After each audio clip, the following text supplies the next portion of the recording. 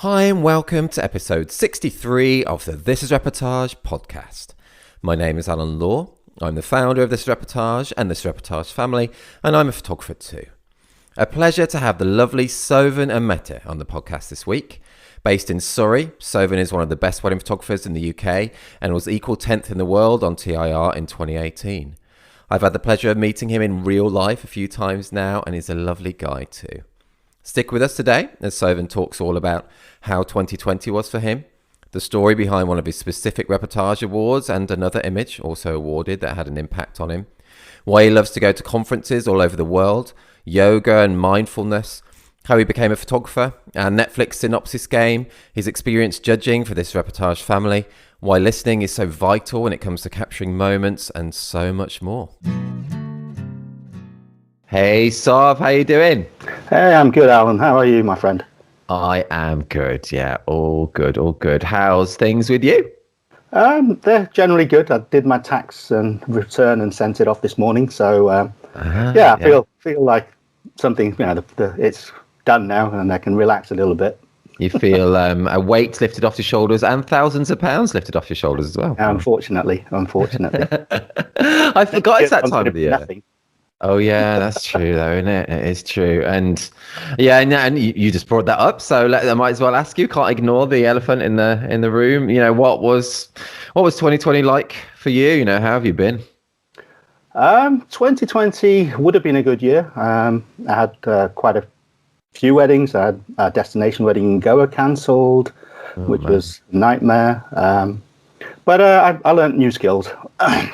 Like what? So, it was good in that sense, but obviously... What new skills? Like fire juggling or something? Oh, no, all related to photography, unfortunately. SEO.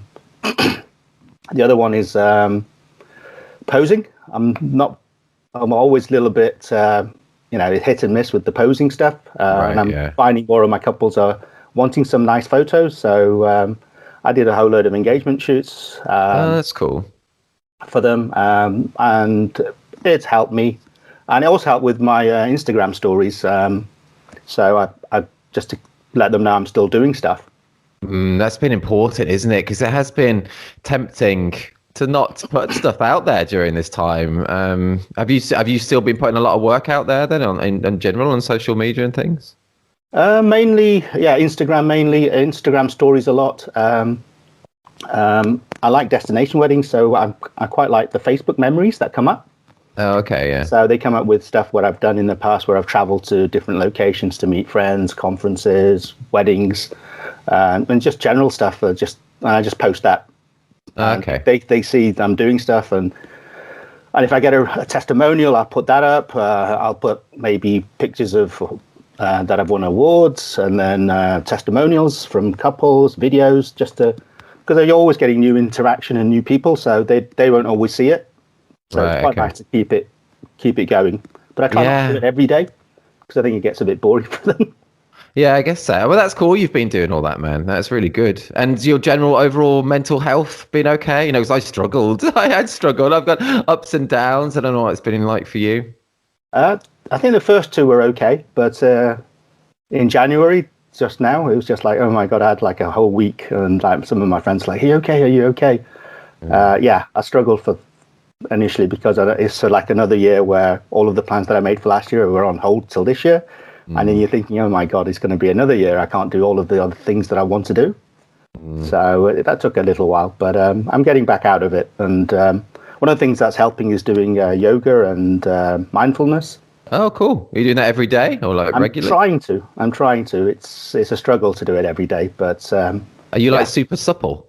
No, that's the issue. I'm not, because before I would always be coming home stiff in the car, and by the time I got to the house, well, I couldn't get out of the car because all my body and limbs were aching, so I have to like pull on the door to pull myself out of my car. Really? You mean like you're talking like after a wedding or something? Yeah, after a wedding. Oh man, yeah, that's and that was really bad. And then I started doing yoga and all of the suppleness stuff and strength stuff, and it became better. So I've just got to keep doing it more. And I think it's just not being flexible, not doing any exercise, flexibility exercise. So I'm doing a lot of those, and they ache like hell. That sounds really good to do, though. Because I'm really bad as well. I can't even touch my ankles really standing up. I really Yeah. can't. So the great thing is if you have Netflix, there's some stuff on there for mindfulness, and if you have Amazon Prime, there's loads of yoga videos all there. Oh, So really? Like for absolute beginners as for well. absolute beginners to all the way to people that have done it all the time. So Okay. there's like a shed load of them, and it's just like, oh wow, there's so many, and you just pick the ones that you feel is going to help you. Maybe I should do that then. And so you mentioned yoga as well and mindfulness as well then. So the mindfulness videos and stuff, yeah. There's a Headspace one on Netflix. Okay. I don't know much about mindfulness really, but I think, do you know my 8-year-old daughter when she's actually at school, they actually have mindfulness lessons every week, which is cool. Oh, that's really cool. Yeah, it's just to help the mind focus better and try to get rid of all the negativity, I think. Yeah, it's so important this year, isn't it, as well? Absolutely. So okay, man, and you mentioned just a second ago about traveling and destinations and conferences and so on. That's something I was going to ask you about. You've been to loads of photography events and conferences like all over the world, so I think it's awesome. What is it about kind of workshops and conferences that you especially love, or is it the traveling side of it, or the networking side of it, or what is it for you? So when I first started, it was just to meet fellow people and to to become a better photographer, because you're always learning and you're thinking, oh wow, never thought of that, never thought of this, and you hear the speakers. But eventually comes a time where everyone kind of says the same things all the time. If you're going to like destination, if you're doing documentary, be present, all of this stuff. Yeah. Then eventually you become friends with them, and you get to kind of hang out with them. And because some of them are like international friends, that's the only time I see them. Oh yeah, that's so cool. That's one of the reasons why I go, is not just to listen to the speakers, but to actually hang out and find out what's going on in their lives and create stronger friendships. Yeah, that's so cool, man. It's cool to hear. It's so important as well, because what we do is very often a solo thing. I don't know about you, but I shoot all my weddings solo, for instance. So yeah, to make friends with these people, you do make proper relationships, don't you? With seeing them at these things. Yeah, you can, and some of them become very, very, very close friends. That's cool. Very cool. And last time me and you met actually was at Elevate in last March, wasn't it? That was right. Yeah, we had a good evening, if I remember correctly. That was so good. That was really fun, though. Actually, it ended for me. Well, it was about 3:00 in McDonald's or something in the morning, or two. It was very, very obscure how we ended up all over the different places from the bar. It's like, we're here at Piccadilly's Leicester Square, McDonald's. Like, okay.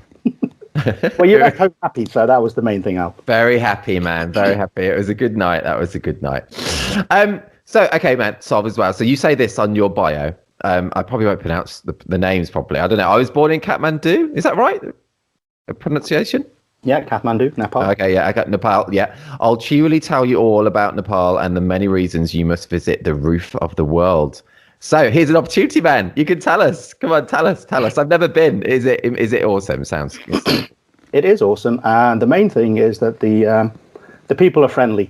You'll find that it doesn't matter whether they're rich or poor, they will treat you well, so long as you treat them well. Obviously, culturally, it's very different from the UK, right. And it has stuff. If you want to go paragliding, you want to go mountaineering, white river rafting.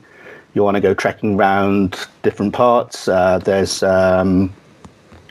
Lumbini, which is the birthplace of Lord Buddha. So you can go and visit there. And there's a Chitwan National Park where you can see tigers and rhinoceroses and crocodiles. So it's very, very diverse. Oh, sounds cool. Have you got family over there then? Yes. I mean, most of my family are there, although most of my cousins are actually outside of Nepal now, but all of my uncles and aunties mostly live in Nepal still. Okay, nice, cool. And have you ever shot a wedding over there? I've shot 3 weddings there. Oh, cool. Is it very different to British weddings? It's more like an Indian wedding, similar in that they have a mandap and some of the traditions are the same, but obviously the backdrop sometimes is a bit different. So one was outside in the second city. So that was a little bit different, and that was nice. Cool, man. That's awesome that you're doing that, though. It's awesome. So, so let's go back to your beginning as a photographer as well. Then, so how did you get to become, a photographer? What were you? Were you in IT or something before? Were you? What were you I doing? was. I graduated as in IT, and Okay. I had held several jobs from small companies in Blackburn to Barclays to JP Morgan. Yeah, cool. So I was going on a trip to America. I think it was 2006 or 7. I can't remember now. And I bought myself a Nikon D200 at the insistence of one of my friends. I was about to buy a Canon. He goes, "There's no effing way I'm going to let you buy a Canon." So he made me buy a Nikon. So I Okay. took it on this trip to America, and I just left it in auto mode. Yeah. And Are you out of so, auto mode now? no, I still use it. So, Sorry. Yeah. Good. so I took photos, and some were nice and some weren't nice. But I didn't care at the time, and I was married at the time. Okay. And then the year after, I went through a separation, and I couldn't see my daughter, so I had difficulty. So I had to go to court to get to see her. So I had all this spare time, and I had this camera, and I thought, well, you know what? I've got this camera. Let me see how it works, see how I can make consistently better photos. And over time, I just played with it more and more, looked at more and more YouTube videos, and because I had a different job, which paid quite well, I started buying all this kit that I didn't really use, lenses and stuff, and I started playing, and then I came across a wedding photographer called Brett Forens, Okay. who's more of a editorial photographer, but I'd never seen weddings done like that before. So I was like, oh my God, this is amazing. And he was like fluffing dresses and poses, and I was really intrigued by it, and that's how I got into weddings. Wow. Cool. So you're probably just fully self-taught then, really? Initially, yes, yeah, but obviously I've been on workshops since then to hone the documentary side of stuff. Right. Okay. Yeah. And how did from watching those YouTubes and do workshops or whatnot, how did you get your very first kind of wedding? Was it friends, like a lot of us did? Like for me, it was, or did It you was go a friend, straight? yes. Was it? She got married at Northbrook Park in Surrey, which is Right. like a really nice venue. And she said, well, "You're going to thank me for this later." And I shot the wedding. It was on a D200. I didn't even have a backup camera.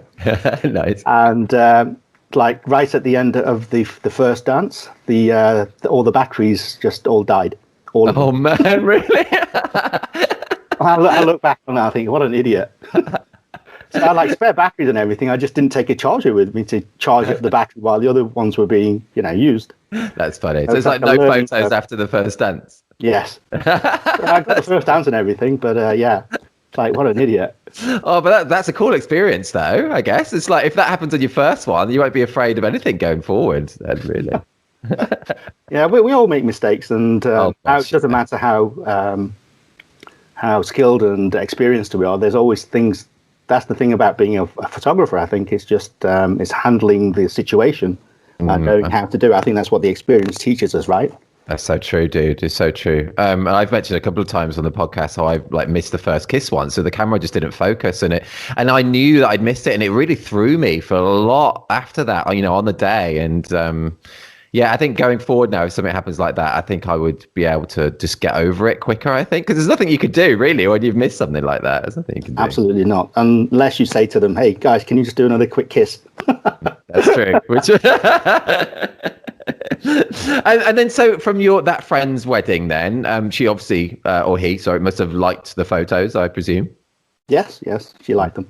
Okay, cool. And so then how did you get started in this and as a business then? What did you do? Did you just did you make your own website? Did you have someone else involved, or what did you do? So I got a Flow Themes website. Oh yeah, I did as well. And the thing was, it's so buggy. It's because I was in IT. I just knew things weren't working. So nearly every day, I used to send them a bug report. I bet they loved you. They loved you. They hated me, obviously. And then, like a few days later, they'd send me a new patch, and it would work. But then eventually, get to this point where they fixed one thing and it broke something that had been fixed before. Yeah. So in the end, I just kind of gave up, and I got a design from Melissa Love. Oh, okay. I think everyone knows. Yeah. She did a really cool website. The weddings after, I did a few second shooting gigs with my friend Ian, and I learned stuff off him, watched just to see. And I feel it's a good way to learn. Sometimes just second shooting or being an assistant, just to watch and see how people tackle the day. Yeah, sure. Because everyone is different. Do you now, for your weddings now, like, do you have a second shooter with you, or do you shoot solo? What do you do? They can add a second photographer. I do prefer having a second photographer, just mainly because it's a lonely job being there on your own for like the whole day. That's true. And it's nice to have somebody to bounce ideas off. And if they're your friend as well, it's quite nice because you can have a bit of a laugh in between, when you're sitting down and catching up with them. Yeah, that must be nice. I've still never had a second. I need to just do it. I need to just try it. Although actually having weddings would be good. Do you know? Yeah, absolutely. Do you have many weddings for this year coming up? Well, I was supposed to, but I've already had now in the last week. I've had 2 postponed. I'd already been postponements from last year. So they've postponed to 2020. So I don't know, man. We're just going to see, I guess. How about you? I've got same as you. Weddings, but all of the April couples have moved. Now I have some in May. Yeah. So I've got June, July, August is really, really busy. So I'm supposed to have 2 destination weddings in June. Funnily, the couples, the weddings are 4 days apart, but they're both in Sri Lanka. Oh wow, man! Awesome. Which is like, oh my god, this kind of thing never happens. Yeah, that's freaky coincidence then as well. So they're not like not friends or anything. No, they don't know each other or anything. Yeah. Wow, that's freaky. But it's all on hold because nobody knows. It's like we'll get back to you in February, and it's like okay. So you're thinking, okay, it might not go ahead. But man, I hope they do for you. I hope they do. I went to Sri Lanka years ago. One of my sisters, I've got many sisters, she got married there. Wow. It was a cool place. Yeah, it was cool. Never been. Oh, it is beautiful. It is beautiful. Yeah. And lovely food as well. Lovely food. I was going to say that just because you mentioned how you got weddings booked in. I've got 8 booked in for May alone, man. But May, I think it's very unlikely. I don't know. I guess we don't know. There's no point, I guess, especially on a podcast like this. It's only conjecturizing, if that's a word. I don't know if that's even a word, but we're not experts, so neither of us know what's really going to happen. No. Yeah. So, but I'm a lot more hopeful for this year than last year. But I guess practically, realistically, we have to be thinking of worst case scenarios when it's our businesses and thinking how we can adapt if we can, and stuff. So I don't know. I agree. It's all just like, let's change subject though. Anyway, let's change subject. Let's do. Do you watch much Netflix? You mentioned Netflix earlier. I do watch Netflix, and but when you're going to ask all these questions, I'm going to think I have no idea. I will say one thing though. A few years ago, you put up a Netflix recommendation for a program called Love. Oh, and I thought, yes. Oh, and I watched it, and like halfway through the second episode, I thought, wow, this is brilliant. Oh, did you? I absolutely loved that program, and I was so gutted they only did 3 series. Yeah, 3 series. But then I think to myself, well, they probably did it right because you're left wanting more.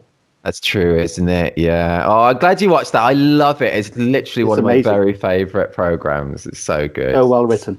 It is, isn't it? It's so funny and yet so real as well. Yeah, and absolutely. I can empathize with Gus. Yes, he's awesome, isn't he? Yeah, he's so cool. So cool. And he co-wrote that as well, that actor. Absolutely, yeah. Is it Paul Rust, is it? I think. I don't know, maybe. Yeah. Oh, glad you watched that. It's awesome, man. That's cool. I massively recommend that, to anyone who's listening. Love. It's amazing. And it just gets so much better. The first episode is actually the weakest of the whole thing, I think. It just gets It is. So when I watched the first episode, I thought, it's like, okay. And then I thought, they're probably just setting it all up so to take the story forward. So I just stuck with it. But like halfway through the second one, I thought, I think this is going to be really good. And I kind of just watched it because I was catching up. Yeah, that's cool. I've watched it all twice, actually. Apart from the final season, I need to watch the final season twice. But yeah, man, so good. Okay, well, that's good. Let's do this little Netflix synopsis game then. Yeah. Okay. So I'm going to read out a synopsis from Netflix of it's either going to be a series or a movie, and I'm going to see if you can get it from the synopsis. And hopefully people are enjoying this little break interlude in the podcast. I enjoy it, so we're just going to do it. Okay. So you ready for the first one? Let's go. Okay, so this is a film. Okay. When Tim learns that the men in his family can travel in time and change their own lives, he decides to go back and win the woman of his dreams. That's About Time. Is it Nice. About Time? Boom. Yes. Yeah. Good one, man. Have you seen I've that? watched it recently. Oh, have you? Oh, cool. Yeah. It's good, isn't it? I like I love that film. Yeah. I love my rom-coms. Oh, dude, same. I'm not ashamed to say it. No, same here. I love that. It's the best genre of film, I think. It's awesome. Oh, it's cool. I'm glad you watched that. I've been to that restaurant that they go to, that Total Pitch Black one. Have you been there? I haven't, no. I went there with my wife and brother-in-law and his girlfriend at the time. It's a proper experience, man. Yeah, it was in Farringdon, I think. It's called Don Lenoir or something. So yeah, totally pitch black, and you're led in by they're like blind waiters and stuff. Lead you in, and it's a proper experience. It is. Yeah, I've got to give it a go now. Once we're I know. Once we could all go back in. Yeah, and you don't know what you're eating as well. You choose beforehand, like just like a vegetarian menu or a meat menu or a surprise menu, but you don't know what the actual dishes are. And so, wow, that is yeah. It's different. It's different. Definitely worth trying. It's quite sexy as well, though. Actually, oh no, probably shouldn't. Oh no, I'm already said it now on the pod, but it is. I was there with my wife. You know, it's total pitch black, and it's quite sexy. Quite sexy. Cool. Okay, right. She's not listening, but she probably won't listen back to that anyway, so it's okay. But yeah, I only like this, like kissing and stuff, you know. Anyway, right, I'm gonna stop. Okay, I'm gonna stop. Right, right. Next question. Are you ready? Next one. Absolutely. Okay, so this is a first episode of a series. Okay, so this is the synopsis of the first episode. See if you can get the series though. The professor recruits Martin to put his brother's plan into action and target the Bank of Spain. First step: create total chaos. Oh, Money Heist. Good, man. You're on it. Yeah. I love it. Series. I haven't watched the others yet. Same as me, actually. It was a good first series, I thought. Yes. That's cool. Cool. Another one. A good one, man. 2 out of 2. Let's go on to a third one. Okay. This is a film. With chiseled good looks that belie his insanity, a businessman takes pathological pride in yuppie pursuits and indulges in sudden homicidal urges. No idea. That is American Psycho. Oh, I haven't watched that yet. No, it's quite a harsh film. Is that the one with Christian Bale? Yes, it is. Okay. Yeah. Well, I would like to watch that because I think he gives a very good performance in that. He is really good. I haven't seen it in a long time, but yeah, it's good. Okay, last one, man. Last one. This is a synopsis of a first episode as well. Ambitious gang leader Thomas Shelby recognizes an opportunity to move up in the world thanks to a missing crate of guns. Gosh, no idea. No, that is Peaky Blinders. Oh, I thought it would be. Yeah, I've not watched that either. It's good, man. And I come from the Midlands originally, so it's quite cool to hear the accents again. Do you think I have a Brummie accent? I don't know. Not really. I think it's gone. Okay, well that's probably try hard not to show it. Well, this is the thing because I grew up in Manchester. Every now and then people here say, "Oh, every now and then we can hear your Manchester accent. You're just trying to your Manc accent. You're just trying to sound posh because you live down in London." That's funny. Are you you're a Man U fan, aren't you? I am, for all my sins. Well, that's cool. I used to be a big football fan, but then my daughter came along and I stopped. Like that wasn't so important as getting on with my life with my daughter and family. Yeah, that's true. Oh, I think you did the right priority there. So did you go to Old Trafford much? I did. My brother had a friend and he could always get tickets. Oh, wow. So I went to nearly every home game when I lived up there. Really? Wow, that's cool. That's cool. But that were the days when United were a better team than they are now as well. So we're not doing too bad at the moment, though. Not too bad. We're doing well, but there was the time when they had Keane and Beckham and Scholes and Giggs. Cool. Yapstam, all of those people. Yeah, magic time. So it was good watching them because they were a good team. No, that's cool, man. They are. They are. I lived in Manchester for a few years after uni, so I lived in West Didsbury for a while. That's where I grew up. Is it really? Well, East Didsbury, really, but yeah. Oh, well, it's not far, though. Yeah, that's cool. Oh, that's funny, man. It's a lovely place. Didsbury's posh now. Yeah. When I grew up. It's where they filmed, like, Cold Feet and stuff, and... But I never went to Old Trafford. I went to Main Road once and saw Birmingham, because I support Birmingham City, and we lost as always. But anyway, okay, let's go. Something else that's on your bio, man. You also say it's common to have a nickname in Nepal. I was given a girl's name. To this day, I have no clue why. So I just want to know, what's your girl's nickname? It's Rinku. So that is a girl's name. I have no idea why they say that. They gave me that name. Oh, it's cute. Some of my cousins still call me that, but yeah. Oh, that's nice. Slightly going red here. It's good to find out stuff like this on the podcast, just live to a worldwide audience. I like it. It's cool. You also, Sob, you were recently a judge for us on this Reportage Family. Thanks again for that. Oh, man, that's awesome. Amazing. Did you enjoy it? I was going to ask, how did you find it? Was it good to do? I absolutely loved it. It's also a genre that I want to do more of. So It was really interesting looking through the photos, how different photographers tackled the scenes that were in front of them. Right. And the standard was amazing. It was really hard. And you look through them and you think, oh, this one, and then you think, oh, I've seen this one, but which one of them is better? And then you think, you just got to give it on its merit. Yeah, it's so tricky to judge, isn't it? It must, so tricky. It is.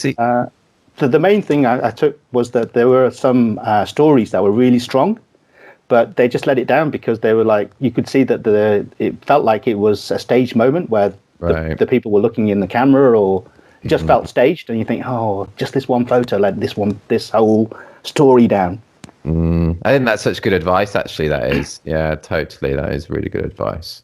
And specifically talking about one of your specific Reportage Awards, actually, that I love, it's on our wedding site, is it looks to be, I think, like during the speeches, I think, with a woman, and maybe the bride or a friend, I'm not sure, doing a speech, and she's crying, and the guy is wiping like tears from her cheeks. Sorry, go on. I was going to say, it's such a strong, like, emotional capture, and I love it. I just wonder, can you tell us more about that shot specifically? Oh, absolutely.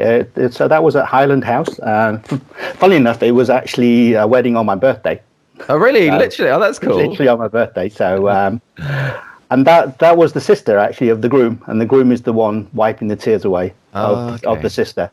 Wow. And she was like super, super, super emotional, talking about their childhood and how they grew up, and how it was becoming, how they'd grown up together and difficult circumstances, and how she was proud that her brother was getting married, and he just came over and started hugging her, and I thought, oh wow, this is like really nice moments happening here.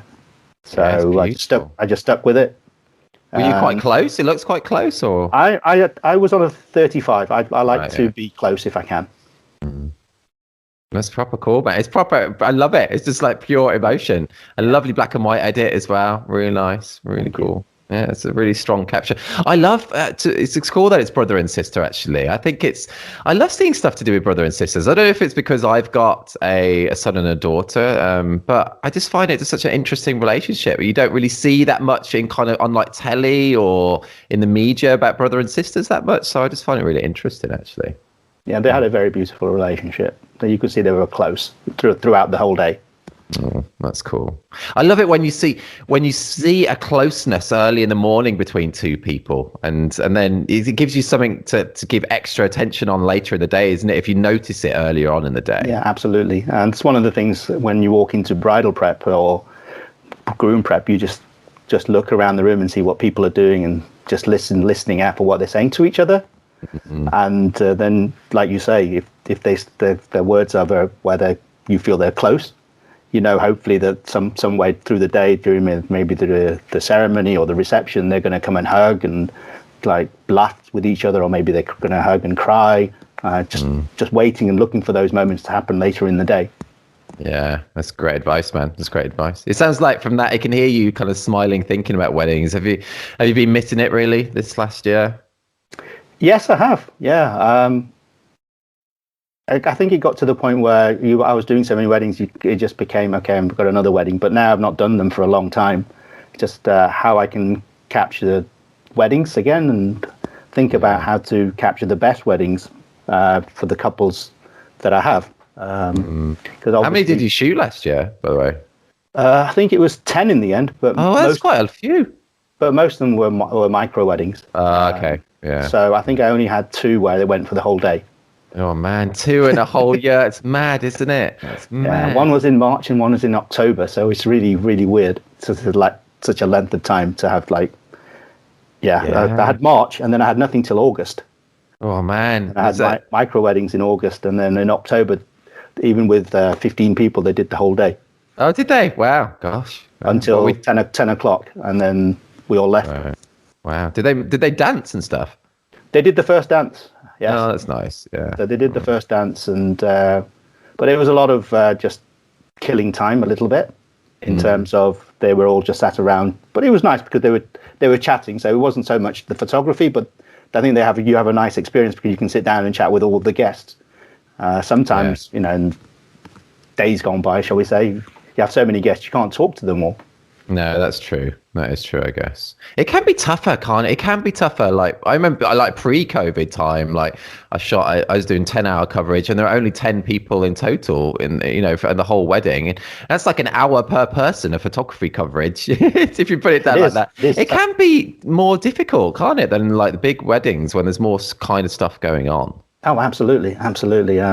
Because if they're not doing anything, they're all sat down just not doing anything. You think, okay, well, how many pictures can I take of them just talking to each other? But I think, I don't know whether it's in our own minds. Because I think so long as the photos that you deliver are representative of their wedding day, I don't think they mind too much. No, that's true. It's not like you can't be photoshopping in like, I don't know, like a fire juggler or, something. Absolutely. It's like you can only kind of shoot what's happening, really. Yeah, absolutely. That's true. Has there been like a specific turning point in your career at all? Something, I don't know, perhaps a certain wedding or award or anything, that's had a kind of major impact on your career in general? Let me have a think. So I think it was in about 2016. I have a friend, Marius and Gabriella. I don't know whether you know them. I think I might know who you're referring to. They're from Romania. Right. And Marius came to shoot a wedding, I think, for John Mould. Oh, cool. And Gabriella came at the same time. And at that time, she went through all of my photos with me. And every single photo that I'd ever shot at that time. And she turned around and said, look, you're showing the wrong things on your website. And then she started showing me, the way, you need to be standing here a little bit. So she kind of coached me for a day. Okay. Cool. And that's when I started thinking, okay, I need to start thinking a little bit more about how to photograph a wedding rather than just turn up and just shoot it. Okay. So I did that. Cool. And then I did 9 Dots, which was good. And I heard Tyler working. Oh, yeah. I was at the same one. I was like, oh, my God, you can shoot weddings like this? And I thought, oh, my God. And I've never seen a wedding shot like that. And so naturally, natural photos. Just like, okay, this is this is the path that I want to go down. And at the start of 2017, I second shot 50 weddings. Did you? Wow. Around 50 weddings. Wow. Just so I'd have the consistency, because I was also in a IT job at the time. Right. Yeah. So at the weekends I would be second shooting, and some of them weren't even paying very well, but it was just for the experience. Wow. Yeah, that must have been a great experience. 50 in a year. Just every week knowing that I'm going to be shooting similar kind of things, and it becomes like an instinct where you kind of know where you need to stand. You're listening out for certain words. You know where the photos are going to look better from. So that gave me that confidence. That's cool, man. I can do that easily and not think, oh my God, what do I do here? What do I do here? Yeah, proper second nature. Yeah. That's cool, man. 50 as well as doing a full-time job. That is hardcore. And I had some weddings of my own that year as well. So. Wow, man, that's cool. I like it. You don't do things by halves, man. It's cool. It's a good way to be, I think. It's a good way to be. Okay, let's go to this question, which I always quite like. If you could choose one day in your life to live over and over again, like Groundhog Day, you have seen Groundhog Day, haven't you?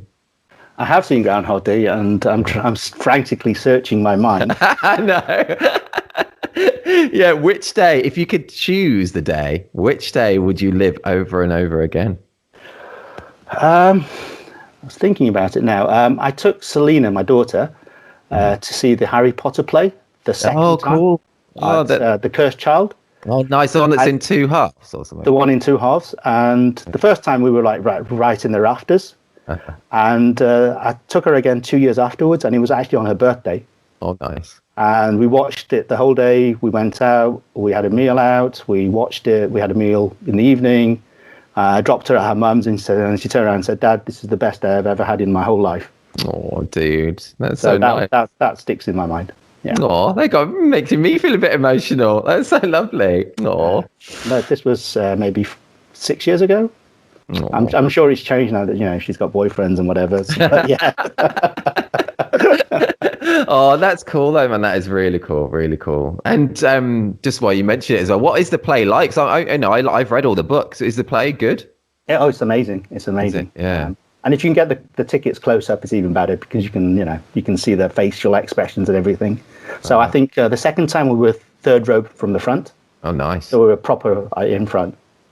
That's cool. And do you watch them because it's two? Did you watch them in like 2 consecutive nights or something? Or I went on the one where you watch one in the morning and then you have the one in the evening. Oh, cool. So I think it's on a Saturday they do that. Right. Wow. Oh. So yeah. So in between we just went out for some food somewhere, and then we went back in and we watched the rest of it. And she's a big Harry Potter fan, so she absolutely loved it. That's cool. Are you a fan? Have you read them? I am a fan. I haven't read them. I've watched most of them. I still have to watch a few of them. So that's one of the things I've got to do. Do you know, I got into it randomly because I did my degree was in English, which is obviously not the best to get into a certain vocation, but we actually studied the first Harry Potter book on my degree. Yeah, that's how I got into it. I just thought this is really good actually. So do you have the first edition still? No, I know. Worth a fortune. Yeah, that would be all right, wouldn't it? No. One of them went for a fortune, didn't it? Like last year or the year before? Yeah, it's mental, isn't it? A ridiculous amount of money. Absolutely. Yes, I know I don't have anything like that. I used to love watching, well, I didn't love it, but I used to quite like watching Antiques Roadshow as a kid. Did you ever watch that, like growing up? Not really. Yeah. But I always dreamt about finding stuff in the attic. Oh, yeah, that's for everyone, isn't it? If you find something or you do a lucky dip and all of a sudden, like, you're 175 million pounds richer, what would you do? Yeah, that's a good question, man. What would you do? There we go. What would I do? I would. A question. My closest friends, I would give them £500,000 each. Nice. We're pretty close, aren't we? We are. I would end up giving most of it away, to be fair. Just so I don't think you'd need £175 million in your life. No, that's true. Help other people, help others that are less fortunate than yourself. That's very nice. That's the nice podcast answer. What's the real answer, Sam? That is the real answer. I'm joking. I've had this question asked before. Yeah. No, I'm totally with you there. I just wouldn't have a clue what to do with that kind of money. I just need a roof over my head and cider. That's all I kind of need in life, really. And a family, obviously. But I was going to say, Only will be really pleased to hear you say cider. Forget the rest.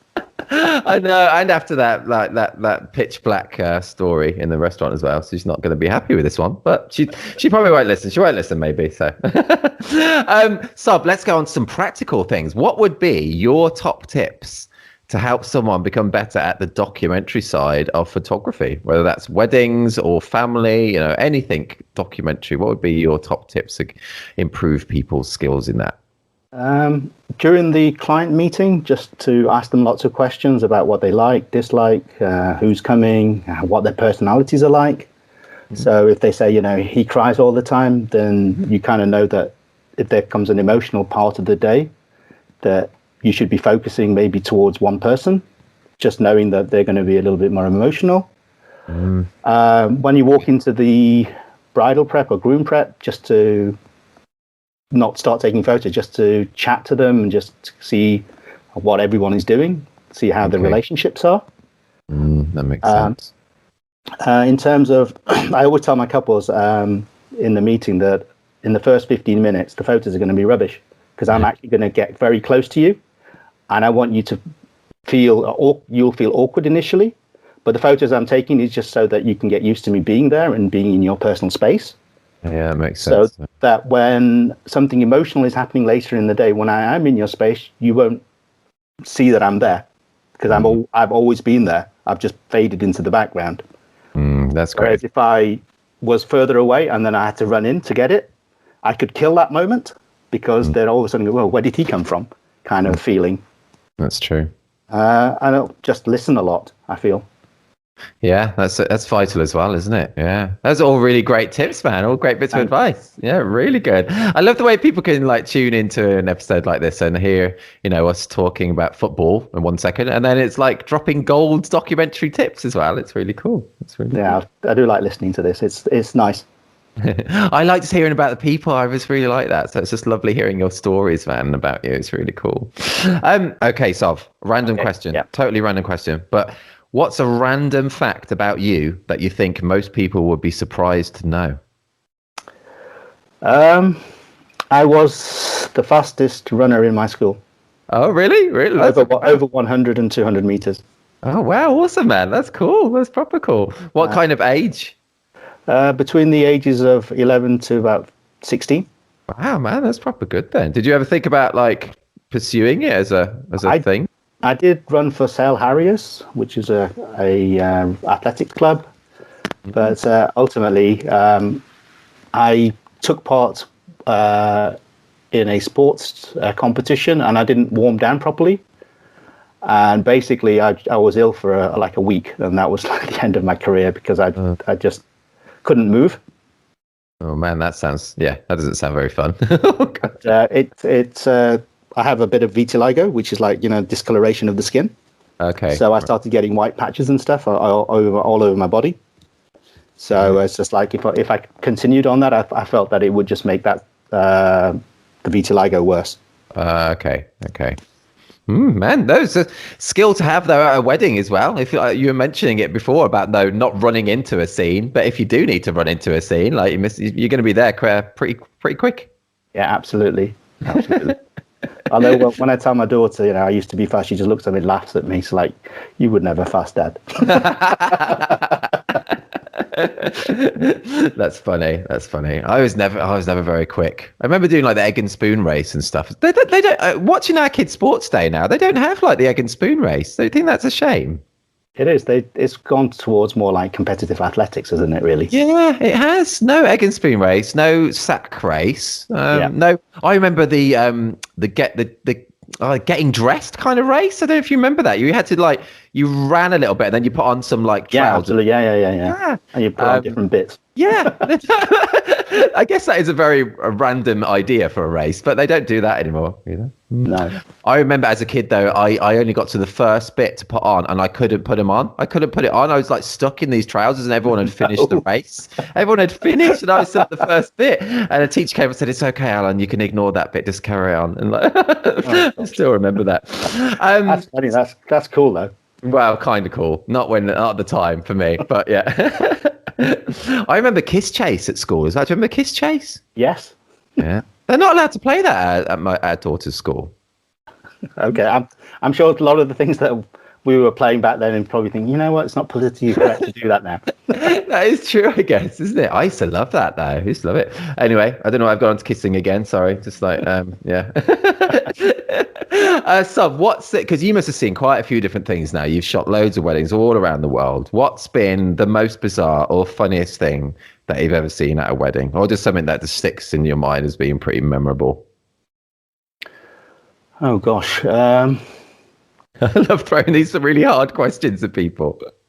I think one of the weddings that I shot at the beginning, the best man took everything off. And basically he was about to take his boxers off, and they had to shove him to one side. Oh God, he got down to his boxers. I was like, oh my God, what's going on here? Oh man, I've not seen that. I've not seen that before. And the bride was going bright red. That's funny. Oh man, didn't appreciate the situation because it was one of the earlier ones, so I didn't capture it as well. Now I think to myself, I wish it was now. I just have so much more knowledge about where to stand and what to try to capture. That's true. Yeah, that's true. Yeah, I never really thought about that. Thinking of like some of our first weddings, and then thinking maybe how we would maybe photograph them differently now with our experience. It's quite an interesting thought, actually. Yeah, But it's good in a way and it's bad in a way, because if you beat yourself up about it, then it's bad because you can't do it. But if you're going to use it to say, you know what, if this situation happens again, I kind of know what I'm going to do. So one of the experiences was that I did foundation workshop, Fearless. Oh, cool. Yeah, nice. That's over like 5 days. So you meet everybody, and then one day you do like a workshop. They show you how you might want to photograph a wedding. Then in the evening you get assignments. Next day you go and shoot an assignment. The day after you have like a review with your group. So you spend the whole day reviewing all everyone's photos, every single photo, and the next day after you go back and shoot the same place. Okay. So mine was a hairdressing salon, a teaching one. And I struggled like crazy. I couldn't get any photos. I would just and my mentors were Tyler and Candice, which nice. You've had both of them before on your podcast. Yeah, on the podcast. That's cool. Yeah, that's cool. And they came, and I was like, I was really down, and they're looking through my pictures, and they could see I was down a little bit because I wasn't making any good photos. And Tyler said, you know what? Let's go. And basically, he walked around the room with me, and he was like saying, you might think of composition like this, and then what about doing this? And it just gave me that confidence. That's cool. And then when I went back again, I was like, okay, I can do this. And I made some better photos. But the funny thing was, later that year, I had like maybe four weddings in a row where they're all in hairdressing salons. Right. And it was just like, okay, I know how to do this. It was so easy. Because it was easy compared to what I was doing for my assignment. Right, yeah. Oh, that's cool. What's foundation in general? It must have been a great experience. Yes, it is an amazing experience, not just from the photography point of view. It's from a human point of view, because they want to find out, the things that might be stopping you from doing things, how you are driven, how your mental state is, so that you go through all of that. So it is actually an emotional experience as well. Man, it does sound very cool. And where was that? Was that in America, or was it somewhere else? Or this was in Ubeda in Spain. Oh, right, nice. Right near towards Barcelona way. Oh, cool. So nice. That was the other thing. They, because it was a small provincial town, they all spoke Spanish and spoke very little English. So I also had that where I couldn't talk to anybody in a way. I don't know whether that was good or bad, because it meant that I couldn't talk to them about photos. I just had to get on with it. Right. Okay. That makes sense. Yeah. That's cool, man. A great experience. Are they still doing it? I guess not right now in this time, but in general. I think he stopped it for a little while, but I wouldn't be surprised if there's a demand for it again. Yeah. Now that nobody's been doing weddings for nearly 2 years. It probably. No, that's true. It's true. And do you? It leads me on to a question about that though. Do you think about the future, whether you'll still be shooting, weddings of families in 10 years' time? Do you think about that kind of thing? I do. I would like to be doing some weddings still, but I probably might be going towards more kind of studio work. Okay, cool. Commercial stuff. Have you done much of that? Or not really. That's the next thing to tackle. Is commercial work, and so I'm looking through LinkedIn and I'm trying to understand how that works and try to find businesses that require commercial work there. Okay, cool. Yeah, it's just, I think everybody, especially this past 12 months, have been thinking in like diversification is so important, isn't it, as well, and increasing your skill set. Absolutely. Mm-hmm. What would you be doing now if you weren't a photographer? Could you still go back to that kind of IT life that you had? And I probably would be doing IT still. I enjoy problem solving because I was a programmer, so it was like, oh, cool. The client needs this. How do we provide a solution for them? So we're trying to find elegant solutions. So I probably will be doing that. Maybe the big thing at the moment is IT security. So maybe doing some kind of thing in IT security. Okay. It's very different, isn't it, to being like a wedding photographer? So different, though. Absolutely. Yeah. Are you happier now than you were doing that? Oh, infinitely. When I was at JP Morgan, I was earning 6-figure sums, and my bonuses were like really, 30 grand and stuff. But I'm happier now because I have more time, and I got to spend more time with my daughter. My family, I get more time with myself. Yeah, I'm a lot happier than I would be. I have a friend who still works there, and he's been off sick for a year because he just can't take the pressure there. Oh man, yeah. Gosh, it's just not worth it, is it? It's No, just it's not not worth for his it. mental health. And I've reached out to him, and he replies back occasionally, and I feel bad because he doesn't live very far. Right. But at the same time, I just don't want to turn up because he might not want me to come and see him. So I'm just waiting for him to say, "Yeah, look, let's meet up." But mentally, he was all shot for the last year or so, maybe even longer than that. Oh, man, that stress. Yes, gosh, it's just not worth it. What did like your other colleagues, when you were leaving that job, did your other colleagues think that you were a bit mad to be leaving it in such a well-paid job and going off to be a photographer? I was actually made redundant at the Okay. time. So, but I got a good lump sum, and my intention was maybe to go back into JP Morgan, and I did have another offer to go back in, and I decided actually I didn't like that lifestyle anymore. I just didn't like. It just felt cutthroat even compared to America. And my cousin works in JP Morgan in America. His experience is completely different to mine, and whereby his managers are flexible, let him do his own stuff. Whereas the ones in the UK, they were just like, you have to arrive at a certain time and you have to leave at a certain time. Right. Okay.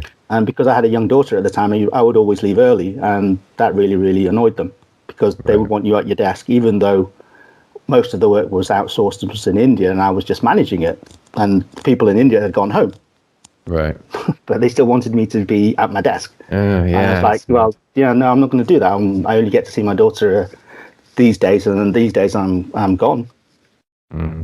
That's cool, man. It's cool that you made that decision. Yeah. It's cool, very cool, and that's one of the best things about what we do when the world's back to normal is that we still have that kind of that versatility. Working for yourselves, you can kind of do what you want within a certain kind of limits, and make proper priorities in your life rather than just head into someone else's office 9 to 5 every day. Yeah, I completely agree with you. Just having that flexibility. And every day is different as well, because you can make it different. You don't have to have that same day every day, like Groundhog Day. You go in, you do the same kind of things because you work in a certain job. Whereas the photographers, we're quite creative. We can do photography. We can do other types of photography, maybe. Yeah. Yeah. We can procrastinate on Facebook all day. We can, and I've done that before. I'm less and less on Facebook now. It just gets to the point where you just. Gosh, they said this and they say this, so it's just like, okay, I don't need this. It's just like, get on with what I need to get on with, and get on with chat with your friends, and yeah. I totally get that. It can be so many groups where it just seems like a depressing hole of people just either arguing or saying the same thing over and over again, and no one actually knows what's going to happen. So it's all just makes it worse in my opinion, I think. Yeah, just I'll skip those now. Yeah, I think it's good for everyone's mental health to do that. Absolutely, yeah. And do you get nervous, when we do have weddings again? Do you get nervous shooting weddings still, or do you not? How do you feel? Oh, always. I feel if you don't feel nervous, I think you'll end up making a mistake because you're just a little bit too confident. Yeah, that's true. And I feel it's good to be a little bit nervous because you're thinking about the wedding and you're thinking about how you want it. You would like to capture it, but then you have to capture it how it happens rather than always fixating. Oh, I wish this happened. Because when I first started, it was like, oh God, if only they'd have done this, and if only done that, if that would have been such a better picture if I'd done. You've got to get rid of all that. Just as they say, one of the greatest things is to be present. Just look at what's happening in front of you, and then think. Have a split second to think.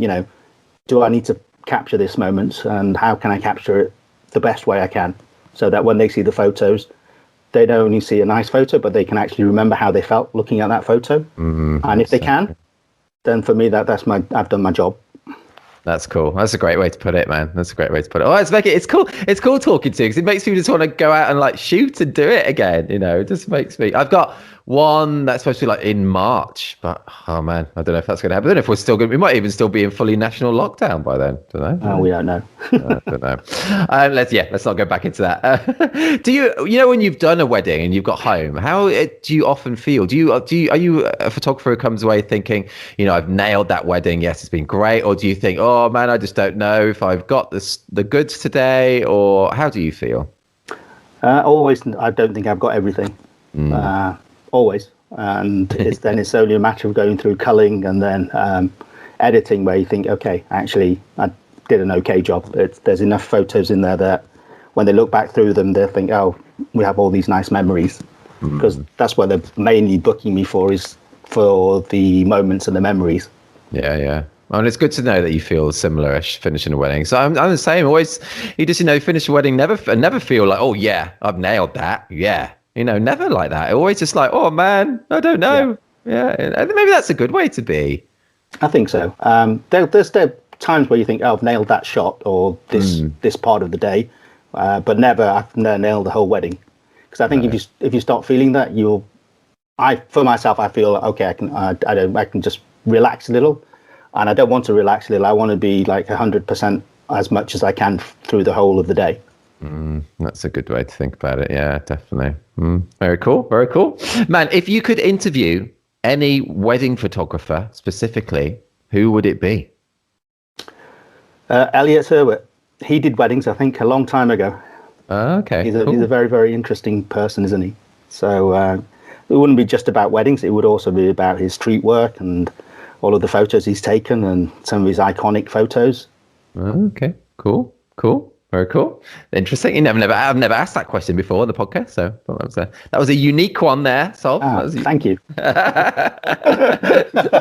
I do quite a few unique personalized ones, but that is the one that I have in my bank that I've just never asked before. So that was the first one. He's not probably known for his wedding photos, so it's probably the answer is a bit left field as well. That's interesting. It's all interesting. Do you, because from your programming background as well, or your IT background as well, do you have a particular piece of software or app that you couldn't do without now? Back from the IT days? Well, no, just just to do with any like photography now. In that, do you use in your workflow? But I just thought because you've got an IT background that you might be good with, knowing what's a good piece of software, or a good app, or whatnot. I use just all the general apps that most photographers use: Lightroom, Photoshop, Photo Mechanic. Okay. I'm trying to learn Capture One because I believe I've never used that. The colors, when I've used them, have looked nicer, especially for Sony files. Oh, okay, cool. Oh yeah, what are you shooting then? New Sony? 7.3s. Yeah. Okay, nice, cool. Have you seen the release of that? The announcement of their new one? Oh yeah, sell like all of my kidneys and my house. To buy I know, man. Who is going to be buying one this year? It's like who? If I win the lottery tonight, Alan, I'll be sending you like a couple. Okay. Okay, that sounds good, man. That sounds good. Do you enter the lottery? I'm part of a syndicate. Oh, that's cool. So that's quite nice. You ever won anything? We have, but it's like £30, £50, £70. But what happens is that at the end of the month, if it's not much, we just give it to charity. Oh, that's nice. So different charities are benefiting, which is nice. Oh, that's really nice, dude. It's really nice. I remember because the lottery started years ago in the UK now, didn't it? It must be, I don't know, is it like 20 years ago? It's been around a long time. But I remember for the very first one, I was talking to my aunt on the phone, and she was trying to come up with her numbers, and she asked me for 3 numbers, and I gave her those 3 numbers, and those 3 numbers came up, man. If she'd asked me for 6, she should have asked me for 6. So for the lottery, the most I've ever won, I bought a ticket for my uncle who was visiting from Nepal, and I gave him the ticket, and I kept one for myself. The ticket that I kept for myself didn't win anything. The one that I gave for him, I think he won about £70. Oh man, that's funny. I think that's the most I've ever won. But then it was somebody else got the money. Oh, that's funny, man. That's funny. Cool, dude. I'm just checking. We've spoken for almost an hour, so thank you very much. It's been really fun. Really fun talking to you, dude. No, I really enjoyed it. Really, really cool. And especially it's literally been almost a year now since I saw you, isn't it? March. Yeah, it's weird to think that was the last time. it was just before really kind of the national lockdowns, and Yeah, they've just announced it. I think maybe the Monday after or something. Yeah, it was That something. after I the think it party, was. where it was like, I was like, oh my God, we can't go because I remember on that day they cancelled the Fearless conference as well in Greece, Oh yeah. and then we went out for the whole night. I wasn't expecting to stay out the whole night, but we did, and then which was nice. Yeah, it was. And then like the next week, Boris Johnson said, okay, we're having a lockdown. It's like, oh my God, it's just Mental. Mental. Hopefully, hopefully some things will be, some conferences maybe be able to be on this year. So I guess we all just don't know, but it'll be cool to see you again and have a few drinks again like that. That was fun. That was really fun. I always love the This Is Reportage Christmas parties, the get-togethers. You've had two. They've been so much fun, and I get to see people that I don't normally see because people from all over the UK and even abroad. Like Pedro, they come. And it's really nice to see them and just to chat to them, because you see them on the awards and you see them on the group, etc. But it's really nice to see them and chat to them and have a drink with them. It's true. It's a different feeling, and I love that vibe of your parties. Oh, thank you, man. It's lovely. And yeah, for Ace, thanks you for coming along and just being a really integral member right from the beginning as well. And your support, man, has been really, really fab. Thank you. I hope we could do a party again this year. Fingers crossed. Fingers crossed. All my fingers are crossed. Let's end on this question then, Sov. Okay, it's probably a super hard question, but none of them are that easy. But can you think of a certain photo that you've taken that's had some kind of lasting impact? So perhaps that impact has been on your career or your confidence or your direction, or just an image that's just particularly memorable to you for some reason. So at the photo that you mentioned about the brother and sister. Oh, yeah. So at the same wedding, I took a photo of their grandmother. Oh, is that the one that's also is that at the table with her head in her hand? Right. Oh, okay. Yeah, tell us about that. So she's 99 years old when that photo was taken. Oh, wow. So just before, she was like really lively and she was chatting and chatty. And I was talking to this woman and she was chatting with this guy and she goes, oh, that's my boyfriend. He's 40, she's 99, and she's trying to chat him up. She's like, just having a laugh about it. Yeah. And she was really lively. And then she just went, and I thought, oh my God. And she's like really tired. I thought, this is a great photo. I only realized afterwards why I was taking so many photos of grandmothers, because I hadn't seen my grandmother for a very long time. At that point, it had been about 6-7 years. Right. And obviously, subconsciously, I was missing her. And I was just taking all of these photos. So that sticks in my mind, because after that, I actually did go back to Nepal to see her. Oh, man. And she's no longer here now, but at that time, she was. Oh, dude. Oh, man, that's really interesting to hear about. And that image is quite iconic for you as well, isn't it? It's one that I think about a lot when I think of you. So that's really interesting to hear about it. Oh, man. Thank you. Dude, thank you so much for your time. Thank you. Say hi to Arnie and enjoy the rest of the weeks, and hopefully I'll get to see you guys very soon. Hopefully, man. Fingers crossed. I hope this year, is okay for you and everyone, obviously. And if anyone's listening now, head to thisreportage.com, and I'll include the 2 images that's Soven's spoken about in the episode there. And yeah, man. And hopefully, I'll see you at the TIR party if we're doing it, or hopefully before that as well. Oh, absolutely. I'm not going to miss that. Yeah. Oh, man. Awesome.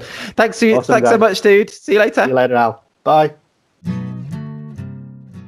You've been listening to the 63rd episode of the This Is Reportage podcast. I really enjoyed talking to Soven. Hope you enjoyed listening. Head to thisisreportage.com to see the specific awards that he spoke about, as well as a link through to his website too. We also have lots more episodes of the podcast available, where we speak to family and wedding photographers from all over the world, delve into our back catalogue to hear from the likes of Pedro Villela, Frank Boutonnet, Ross Harvey, Nicole Esteras, Logan Westham, Priscilla Luca, Adam Riley, Else Corsten, Rowena Meadows, and many more. If you're not yet a member of This Reportage or This Reportage family, check out all the benefits of joining us, including an unlimited number of images on your profile, 60 individual award and 18 story award entries per year, invites to our physical meetups and parties, exclusive discounts, hours of educational videos featuring tips and advice from some of the world's best photographers, and much more too. No poses, nothing staged. This is Reportage. And this is bye for now.